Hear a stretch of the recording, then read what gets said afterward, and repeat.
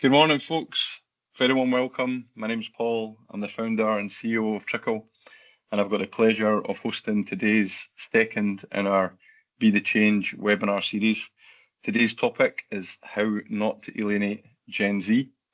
So today we're joined by Lucy Kemp, who I had the pleasure of speaking alongside at a recent NHS event. Lucy has conducted research involving over 2,000 Gen Z workers and has many insights to share with us today to help us reflect and to make improvements in our own workplaces. So Lucy's going to lead the first half of this session, and then we're going to jump on to a Q&A in the second half. Thanks to all of you that have already submitted your questions, and please use the chat function within Teams if you've got any questions that you want to submit as the session unfolds. So let's get moving. Lucy, over to you. Thank you very much, and hello everyone. I'm just going to share my screen, something that we say all the time in probably every meeting. Okay, so I just want to introduce myself quickly. I run a consultancy called Kemp & Co, and what we do is we work with companies either going through changes, and that could be, redundancies, new leadership teams, new strategies, new products, things like that. If they're coming up to change, such as an IPO, a merger and acquisition, being acquired, or an event or an exit of any kind, or there's something wrong. You're looking at your eNPS score if you're doing pulse surveys, and the scores keep dipping. People are leaving before 6 months. You can't hire. You look on your Glassdoor, it's not going well. That's when we come in. And what we do is it's something called an EX audit. EX stands for employee experience. And we look at every stage of your employee experience, and we work out what's going really well, what we're going to wrap our arms around, what we're going to keep, what we're going to enhance, and what isn't going so well. And then we work with your people to fix the bits that aren't going so well. So it's a bottom-up approach. And one thing that has come up in every single audit I've done, I'd say in the past 2.5 years, is Gen Z. Managers kept saying to me, we have Gen Z, we have this new generation on our team. They're useless, they're awful, they're rubbish, they're so lazy, they're so entitled. I can't work with them. Gen Zs are saying, it's horrible here. I don't know what I'm doing. I'm not given enough supervision. I feel like I'm failing all the time. It's horrible.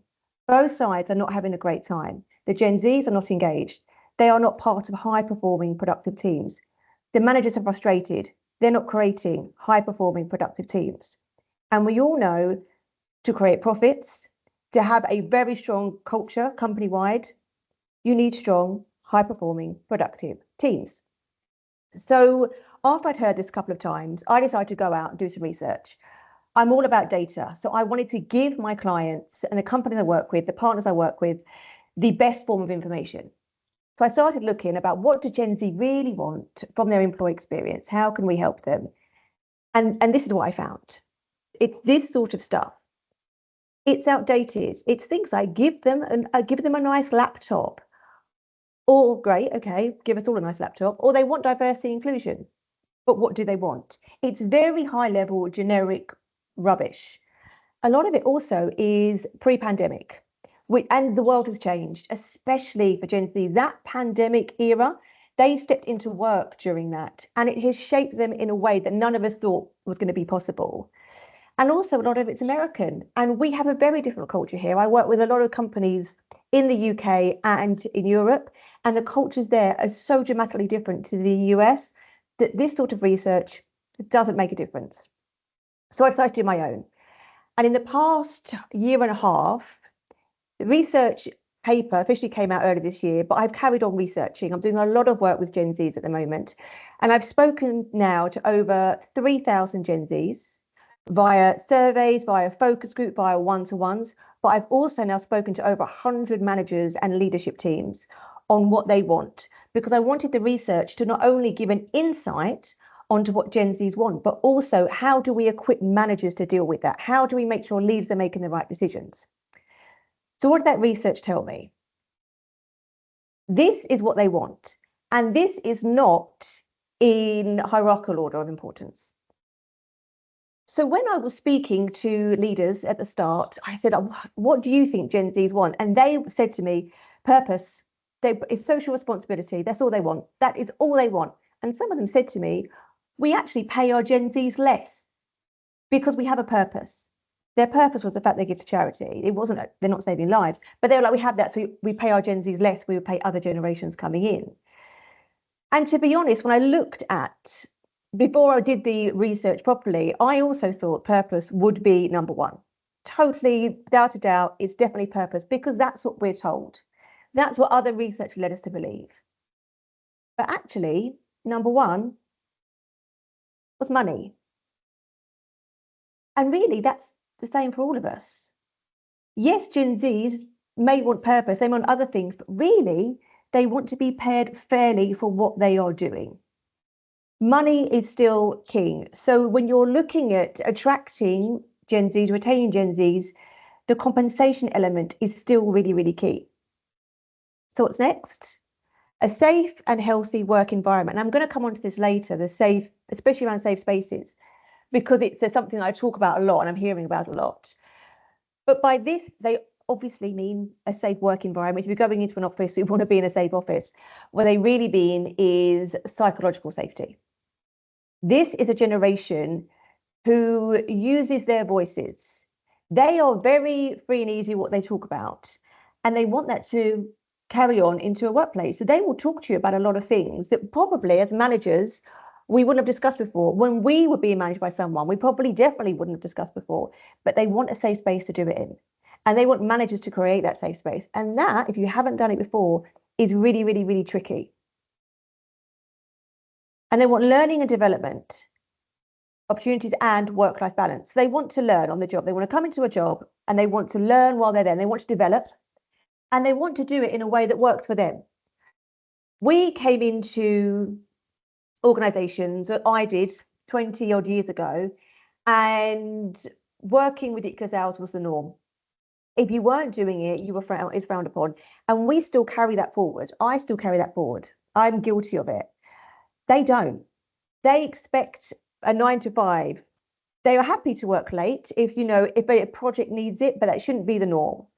And that's when sometimes managers can be looking at them and not really understanding exactly why they are not going above and beyond. Because for us, of course, what you live and breathe work, not so much for the Gen Zs. So really, when you think about it, they want to be paid fairly. I'll put my teeth back in. They want a safe space to work in, both mentally and physically. They want to learn and develop on the job, and they want work-life balance. Now, I'm 43. That's what I want. That is exactly what I want. When I'm talking to managers and explaining what Gen Zs want, that's what the managers want as well. That's what leadership teams want. That's what everyone expects from their employee experience. And to be honest with you, from an EX perspective in general, these are foundation level EX. So are Gen Zs entitled? No. Are they expecting too much? No. They are expecting exactly the same as what we expect, what we want, but they're not afraid to say it. And again, this is where that entitlement element comes in.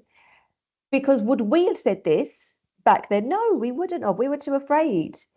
I've had experiences when someone said to me, a manager said to me, Lucy, I try and give my Gen Zs feedback and they tell me they don't accept it or they push back and it's awful. I used to go and cry in the toilets when I got feedback. And I used to go and cry in the toilets when I got feedback. I imagine quite a few of us, or at least we feel really bad about it. But what we should have done is been brave enough to say, I'm not sure I really agree with that feedback. Let me tell you why. And this is what they're doing. They are just braver than us. But we, as managers and leadership teams, don't quite know how to deal with it. So like I said, this is a snapshot of the really important things. And the white paper I've developed on this, which is completely free, it's out in the open, gives you all the actions you need to address all of the things that Gen Zs want from an attraction point of view and from a retention point of view. But let's get on to the thing we spoke about at the beginning, purpose.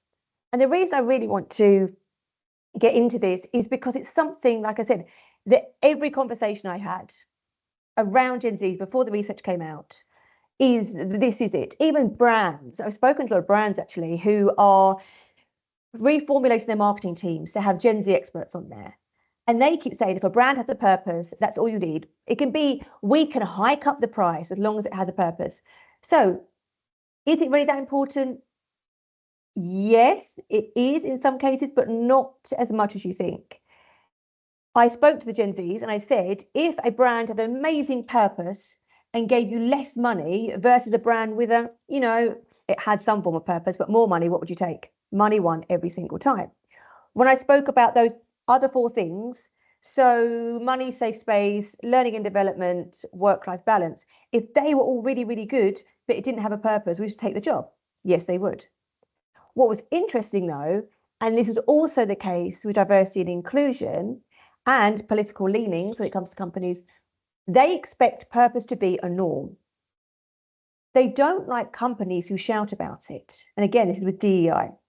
Someone said to me, if a company is talking all the time on LinkedIn or in in internal newsletters, things like that, about Pride Week, to me, I'm going to think you have a problem with your LGBTQ plus community, because why would you shout about it?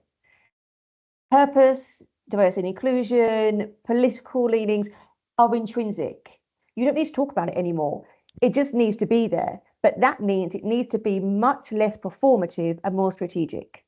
So I've had companies, I'll give you an example, who will reach out to me if more from an employer branding point of view, and it is towards attracting Gen Zs. I had one recently said, I want you to make it look like we like gays. Obviously, Pride's coming up. And I said, no, I will not be working with you on that. But what I will come in and do is work out your DEI strategy so you can make sure you have tangible actions and goals. And that's what you deliver to your company, as opposed to we make it look like we like gays, but really we're doing nothing. Pride, we're going to put some, pride flags out, maybe some cupcakes, maybe get a drag queen in to do some bingo. But the rest of the year, we're just going to ignore it. Performative is out, strategic is in. But what are the things that are really, really, really going to make a difference when it comes to what you can do right now? It's this, and weirdly, they're all interlinked. And these are the things that I am talking about the most at the moment. Number one is data. Gen Zs, and I'll take a step back. Whatever the incoming generation wants or expects, the next generation, in this case, millennials, wants in 2 years or expects in 2 years. After that, it only takes 1 year for the next generation, in this case, Gen X, to want that. So by getting your employee experience right for your Gen Zs, you're actually getting it right for everyone. You're future-proofing your business.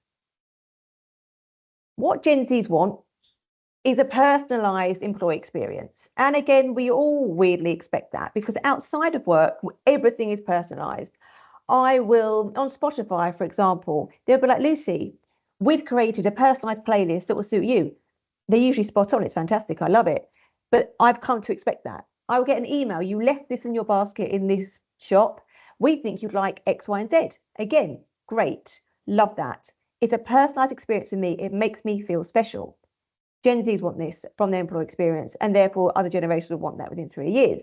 But how do we understand what they want? Data. Data is key and crucial, especially if you are part of a people or HR team. Data gives you that foundational knowledge. I mean, years ago, people would say, when I've worked with HR teams and people teams, they would say, Lucy, we just want a seat at the table. Data has given you that seat at the table because you can prove now what people want. But the problem I'm having is that the data isn't right.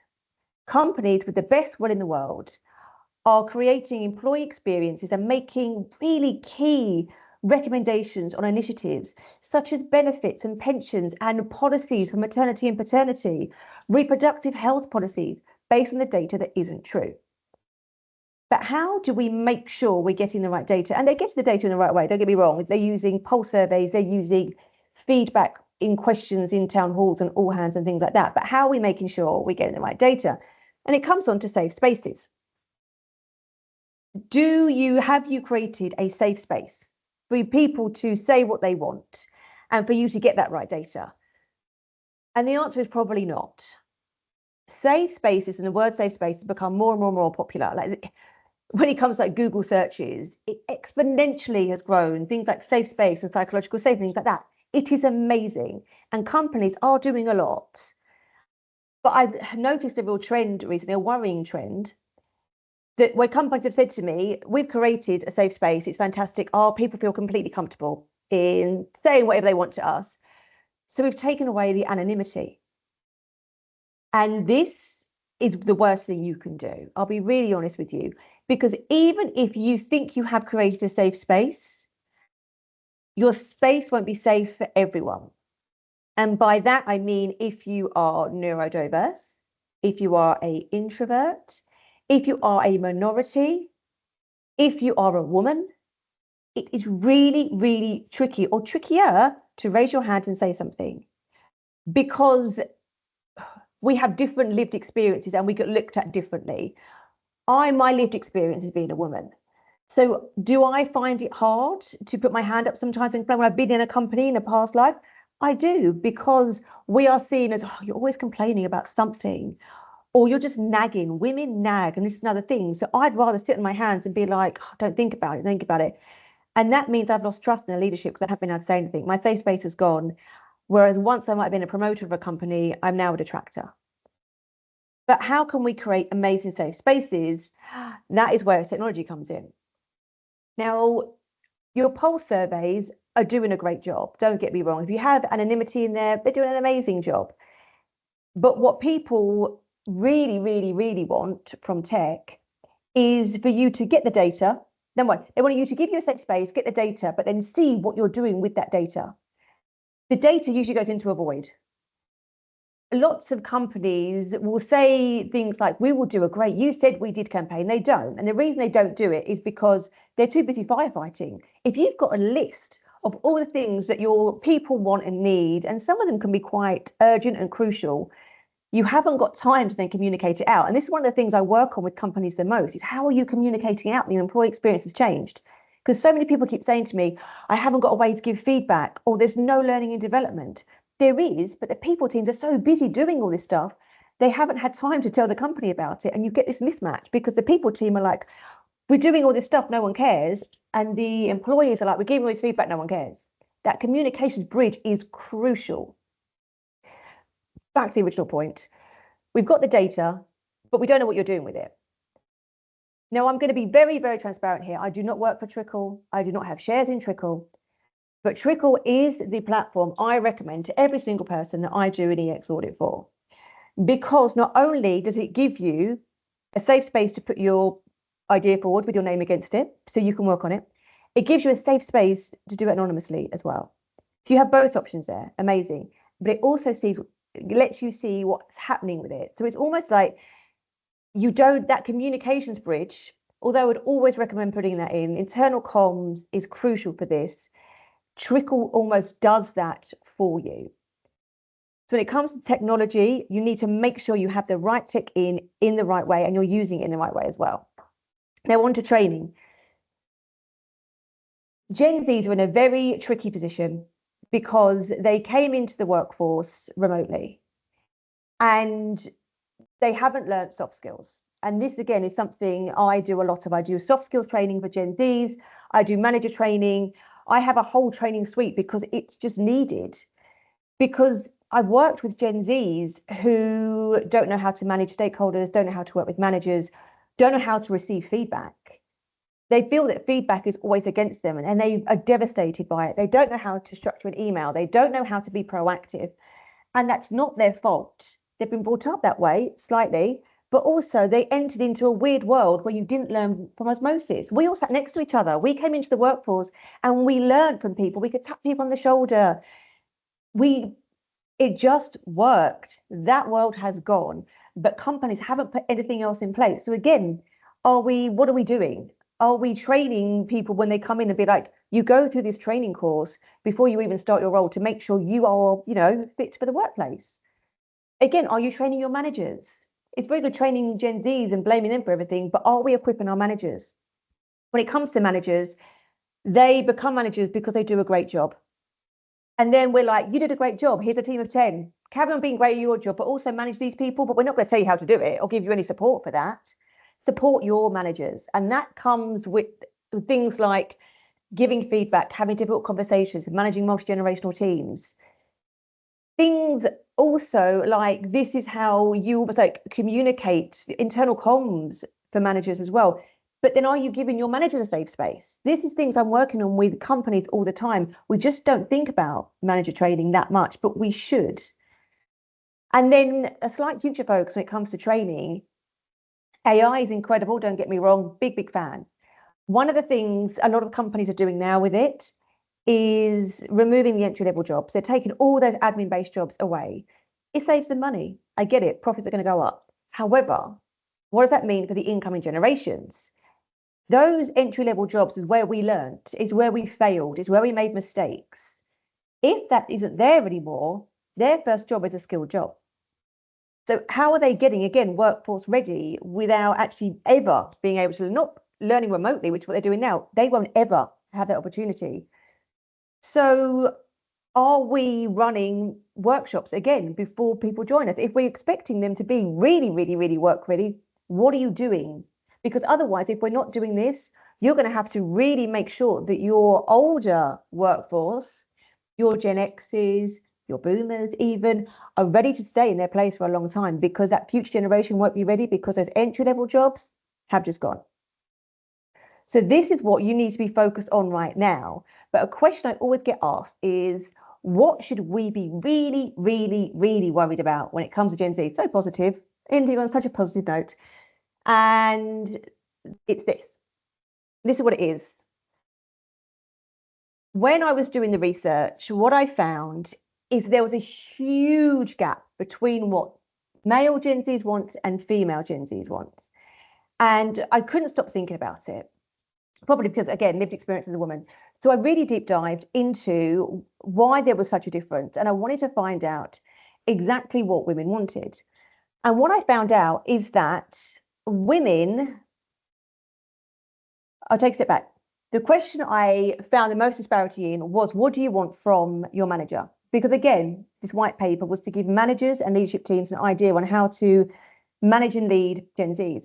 And the men were like, oh, I want someone who's really going to push me, push me up the career ladder, develop me, get me to the next stage. Great, give them. That's what I want. When it came to the women, they want an empathetic, caring boss. And I was like, this is really strange. So I spoke to a lot more women. I ended up speaking to over 1,800 women so far. And what they told me is that I need an empathetic boss because I am going to have to be a carer. And we think about caring, we think about young children having babies. It's not just that. We are in a sandwich generation now where people are having kids later, which means they have to look after elderly parents. And they said, if I want to be a carer, I need an empathetic boss because I'm going to have to go to appointments and I'm going to have time off. And I just want someone who's going to look after me. And I said, so you're giving up your career to be a carer? And they said, yes, because companies don't let you do both. They don't let you do both. And they said, and look, there's no one doing it. There's no women in higher up positions. So obviously they can't do it. So all these women have left. So I'm just not going to do it. This leaves you with the people who choose carer, choose to have children.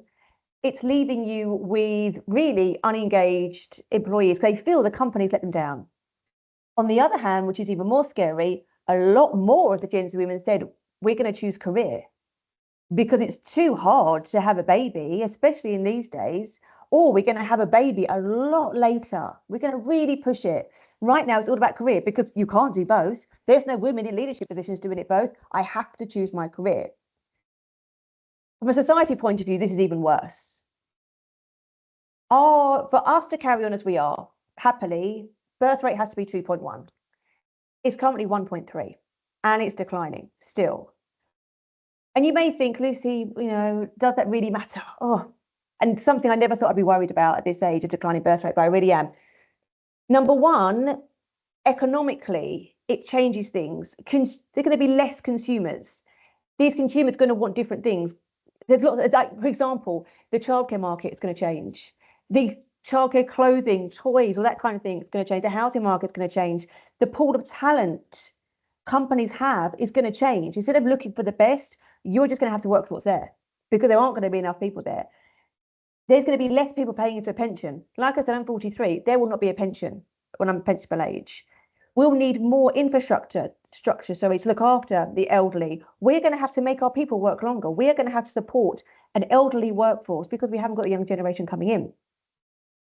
The reason I'm telling you all this is because companies can make a difference when it comes to this. There is so much we could be doing to support women so that you can have both a career and be a carer. It shouldn't be a choice. It can be you can have both, because it's not only good for companies, because you get these really amazing, engaged, loyal, productive, high-performing teams with women in. And actually, the more women you have, the higher your profits.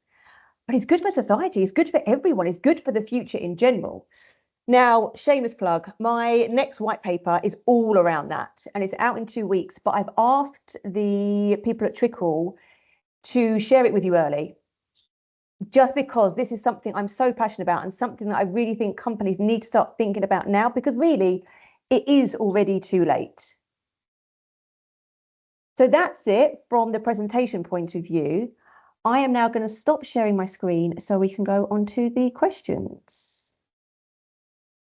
Thank you so much, Lucy.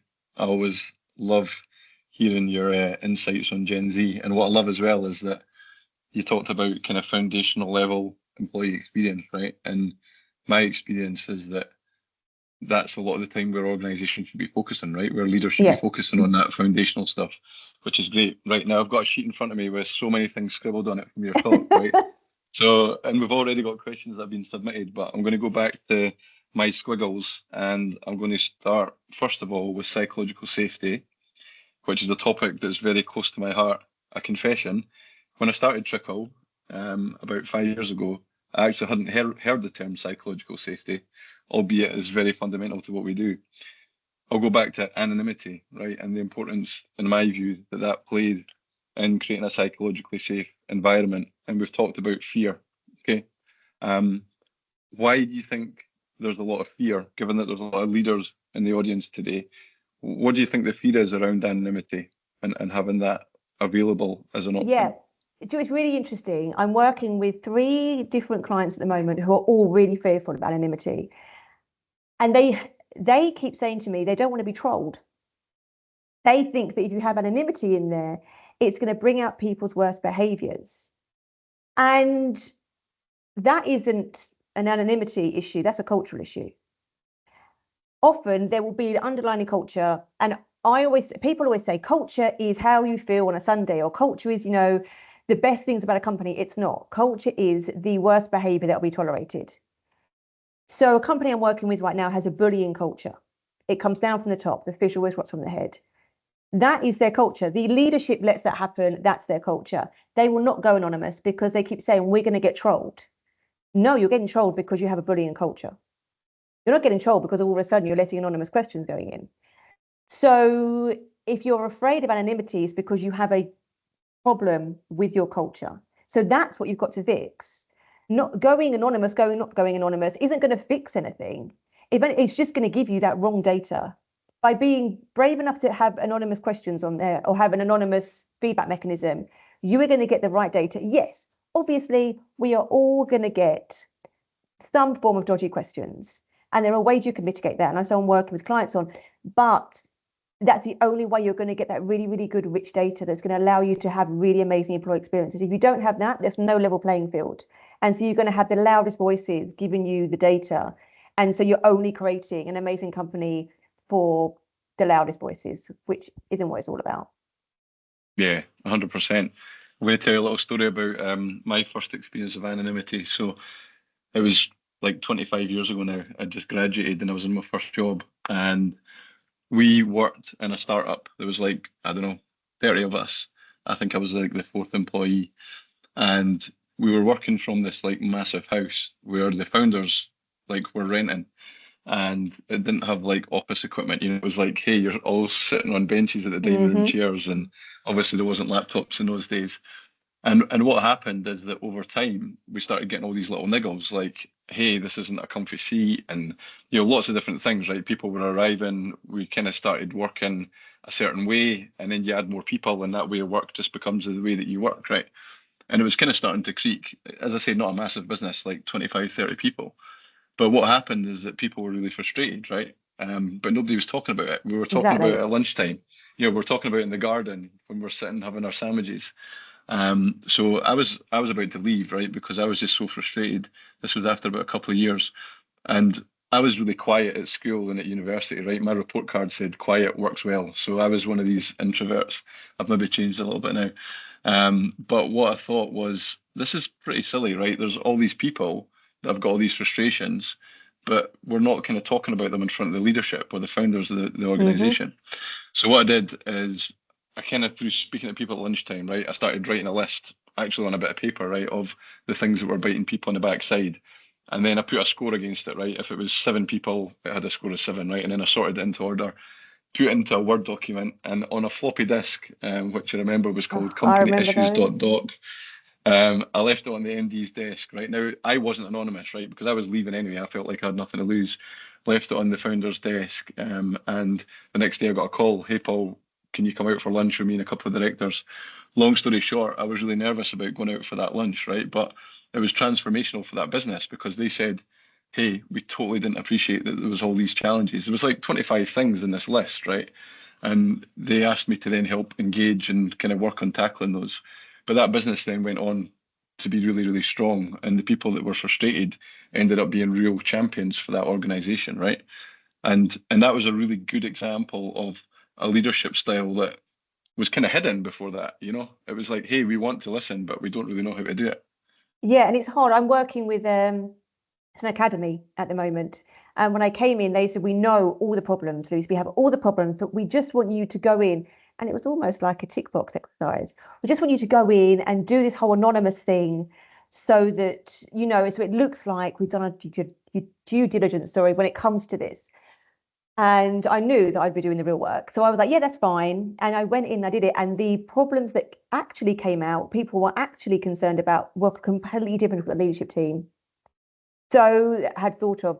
So they were going to be putting in initiatives, recommendations based on what they thought, which would have taken the academy in the wrong direction. Whereas I was able, because being an external person helps because I don't have a relationship with anyone, so I can be really, really neutral. But because of the anonymity piece, and we allowed that to happen, I was able to give them the real set of problems and be like, no, but this is actually what you need to work on. Here are the recommendations that your people have put forward. So it makes a massive difference. Like you said, it can be transformative when it comes to a company's strategy, the journey they're on, and their future as well. Yeah, absolutely.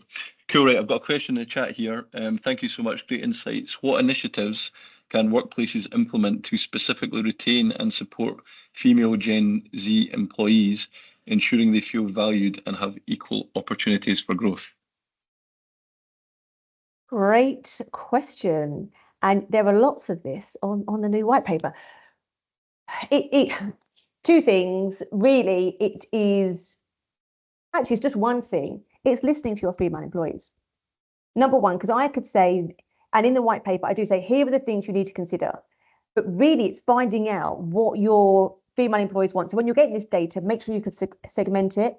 And then it's doing like the focus groups, doing the things like that. I've done a hackathon for female Gen Zs, which has been amazing, where we just worked on problems. That's the dream. That's your starter. But then really getting down to it, it is family friendly policies, obviously, but it's like future family friendly policies. And it's not just things like we you can have paternity and maternity leave. It's female reproductive policies. They are Gen Zs are a lot more open about everything and they talk a lot more open about everything and they want that. So it's things like company called Hey Flow is incredible when it comes to this. And they do a lot of training around managers. Going on to that is training your managers properly to deal with women Gen Z. I said to deal with women Gen Zs in. Deal with them. Don't deal with them. To help them thrive, to develop them. It's making sure your managers are equipped to that because we tend to have one management style, but we need to learn how to flex it as well. And lastly, and this is another shameless plug for a future people, the research I'm right in the middle of now, it's retaining your more senior women talent. Having that almost showcase of what you can do and having mentors is incredible. It makes such a difference, but it just doesn't happen. And what's strange is I remember when I was coming into the workplace and I thought, there's no women. And that was back then. That just happened.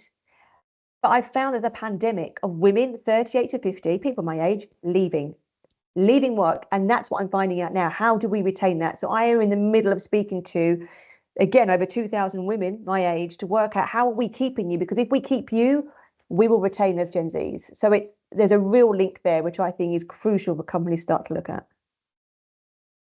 Cool. So retention, engagement is a big part of retention, right? And Yeah. doing my own reading about kind of Gen Z, and you kind of see it through your kids and their friends and things like that, is not attention span, right? But the way that they consume information, right? It's very different. Short, sharp bursts, right? It's like, hey, I'm watching this for 3 seconds. Oh, it didn't engage me. I'm on to the next thing. So engagement in the workplace is crucial, obviously, to retain people, right? You need them engaged, you need them aligned with a purpose.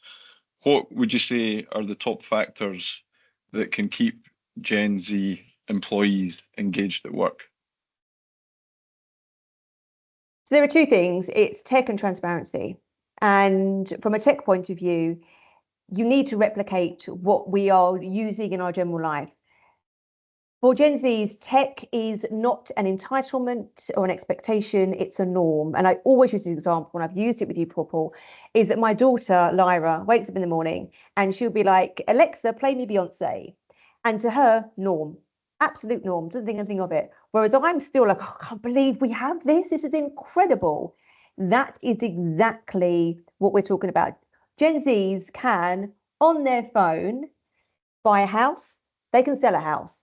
They can find a partner for life. They can do their shopping. They can buy a car. They can do their banking. They can sign documents. And yet they come into work and we're like, if you want to hear about what we're doing in the company, you have to join us physically. So you have to come into work for that. And if you don't come into work for that, we're not going to tell you about it. Or you're onboarding. You need to print off these documents. And I'm working with the client that still makes people do this. Print off this document, sign it, find a place to scan it in. You can't have a photo of it. We need an actual scan of it and then send it to us. You might be asking to use a fax machine. You need to use tech to replicate it every day so that it's easy for them. So that's your tech. Transparency, it's back to that communications bridge. They want to know, they expect transparency overall. And so they want to know what's going on in the company, but they want to know more so what's in it for them. So whenever I'm working with companies, and I work with companies that are going through a lot of change, so I'm like, here's the change, but here's what's in it for you.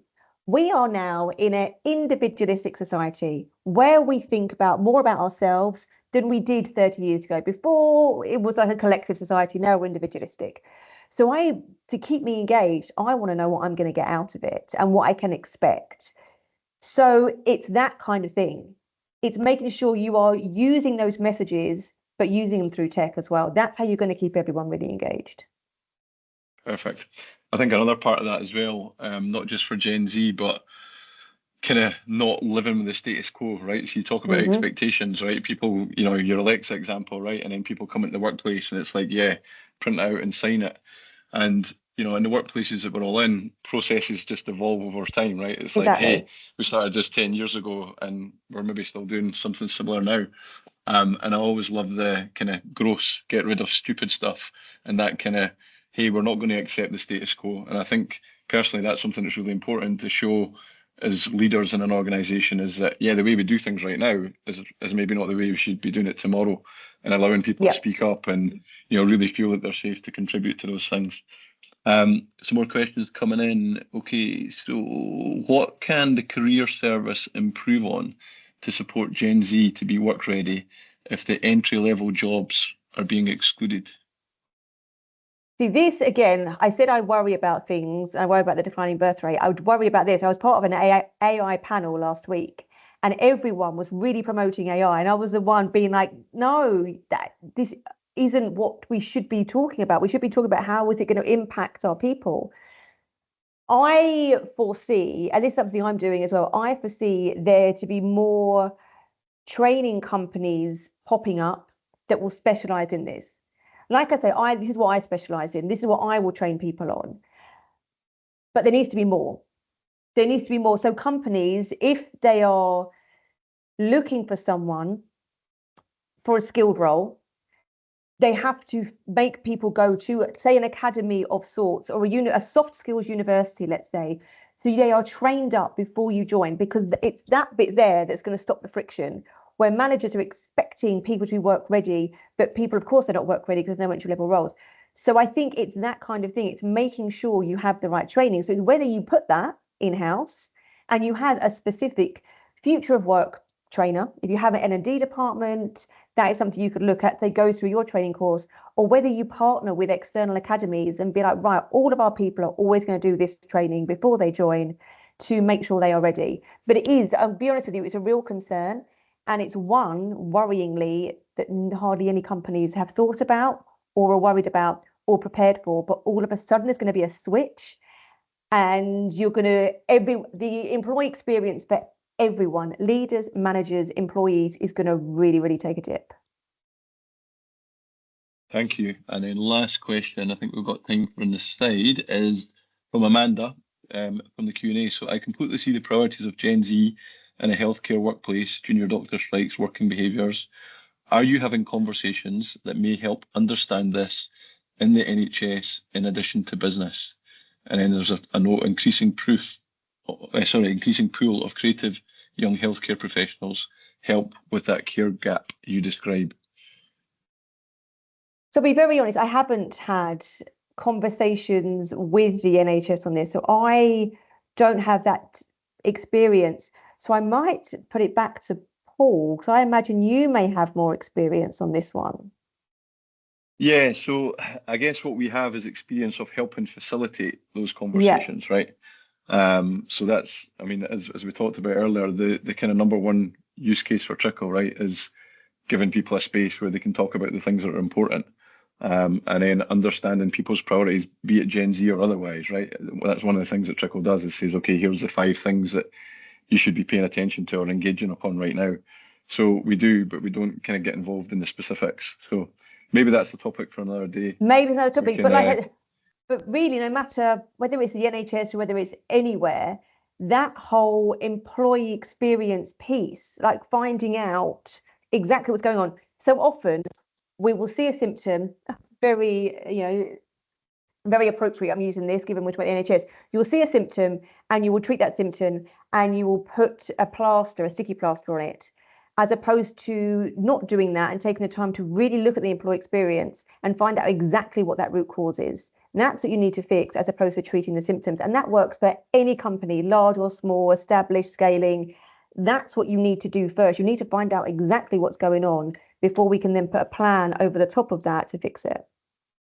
Yeah, so you know you're doing the right things, right? Yeah, exactly. Okay, brilliant. I'm going to have to draw a line under it now. Okay, that's us out of time. I will. And I could have carried on. I know I could talk about it for hours. I will just say, if anyone ever has any questions or wants to know more or anything like that, find me on LinkedIn. I'm happy to chat, answer any questions, any queries. As you can see, I love talking about this a lot. Yeah, it's been a fantastic discussion, Lucy, so thank you so much. So thank you for sharing your wonderful insights and your wisdom with all of us today. And also a huge thanks to everyone in the audience for taking the time to join us and engage with us as well by sending in your questions. Really appreciate that. Hope it's been a valuable use of your time. A couple of things before we go. If you're interested in a 30-minute employee engagement health check, then there's a QR code on the screen in front of you. And one last thing is our next webinar is in August. So we're having a break in July just for the summer. So we're going to be joined by Nick Elston, who's an award-winning mental health and international speaker. And he's going to talk about the power of one, how individual actions can ignite organizational change. And it's all about discovering how even the smallest actions can create a ripple effect in your workplace. So we'd love it if you can join us for that. In the meantime, that's us done. Goodbye, and I hope you all have a good day and a good summer. Thank you. Thanks all.